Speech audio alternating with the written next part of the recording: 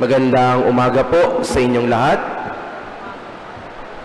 Bago ko po umpisahan ang aking pagninilay na ibabahagi sa inyo ay nais ko lang pong batiin at pasalamatan ang lahat ng mga nakasubaybay sa atin ngayon via our Facebook ng Cathedral page, at tayo din po ay naka-live stream ngayong umagang ito sa Teleradio Serbisyo.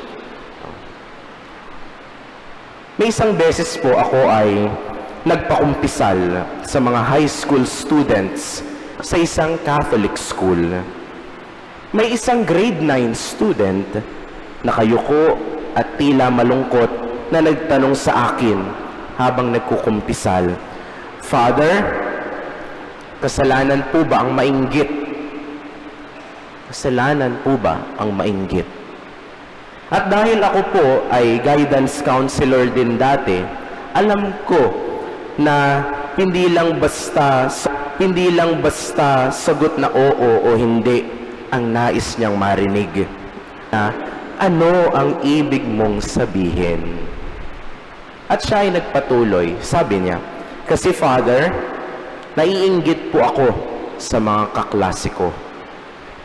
Sabay pahid sa tumutulong luha sa mata. Father, nabibili ko naman po kung ano ang gusto ko. Binibigay din po sa akin kung ano ang kailangan ko. Pero Father, hindi ko po kasi maiwasang hindi mainggit sa mga kaklase ko pag nakikita ko po yung parents nila. Yung tatay ko, iniwan kami nung bata ako. Yung nanay ko, busy po magtrabaho. Buti na lang, meron po akong tita na sa kanya ko nararamdaman yung pagmamahal." Alam niyo po, wala akong maisagot sa batang iyon. Ang tanging nagawa ko lang po ay tumahimik, makinig sa kanya, at sabihin, "Huwag ka lang mawawalan ng pag-asa." Mga kapatid, sa atin pong ebanghelyo ngayon, narinig natin ang kwento, mahabang kwento ni Zacarias at Elizabeth. At dati po, kapag kayo ay walang anak o hindi magkaanak, parusa po yun galing sa Diyos. Parang sinasabi ng mga tao sa inyo, deserve nyo yan kasi makasalanan kayo. O makasalanan ang inyong mga ninuno, kaya kayo ang tatanggap ng kaparusahan. Grabe ang judgment at shame. Kahihiyan po iyon. At alam po natin na sina Zacarias at Elizabeth ay may edad na. Wala nang pag-asang magkaanak. Hindi na mababawi ang sumpa habang buhay na ang parusa sa kanila ng Diyos. Buong buhay nilang dadalhin sa kanilang paniniwala na sila ay makasalanan at hindi kalugod-lugod sa Diyos. Pero alam niyo po, ito yung nais kong pagnilayan natin ngayong umagang ito. Sinabi ng anghel kay Zacarias, "Huwag kang matakot, Zacarias, sapagkat dininig ng Diyos ang iyong panalangin." So ibig sabihin, hanggang sa puntong iyon ng kanyang buhay, hanggang sa kanyang katandaan, hanggang sa pagkakataon na iyon ng pag-aalay niya sa templo, patuloy ang panalangin ni Zacarias, "Sana, Lord, please, magkaroon kami ng anak na Elizabeth. Kahit isa lang, Lord. Sige na. Ibigay mo na sa amin to. Sige na naman. Nagmamakaawa kami." And the rest was history. John eventually was given to them.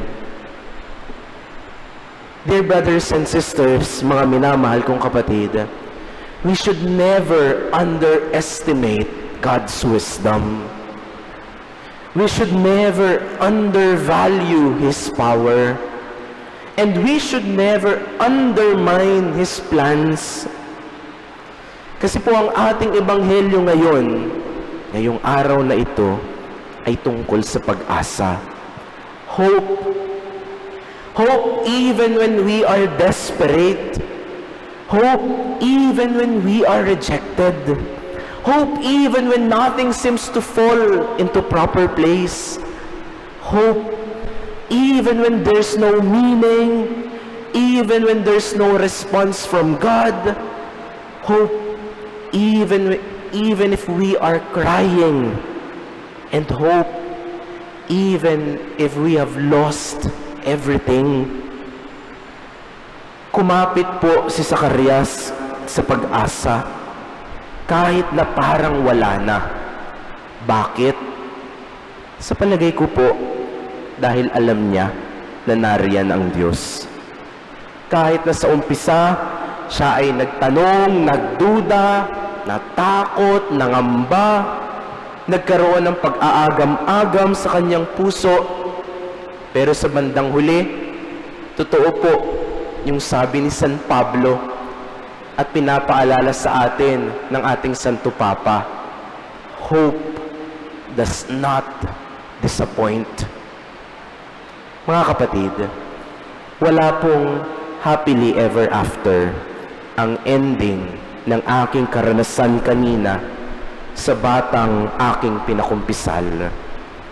Hindi din po ako Diyos para gawa ng remedyo o solusyon ang kanilang pamilya. Basta ang alam ko lang, si Zacarias hindi sumuko hanggang dulo. Hindi nawala ng pag-asa. Again, we should never underestimate God's wisdom. Sana po tayo din.